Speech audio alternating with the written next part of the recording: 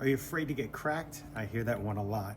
People are concerned that we're going to use very aggressive manipulation on day one, day two, or even at all in the clinic.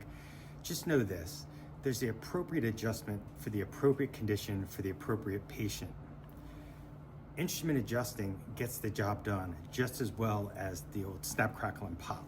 So don't be afraid. If you're concerned about spinal manipulation getting cracked, it doesn't have to happen. There's lots of ways to adjust the spine in a safe way, and not everybody gets adjusted. Don't let that keep you from coming in and getting checked. We're here to serve. Have a great day and be well. Dr. Dan Kraus from Bethesda Spine Posture.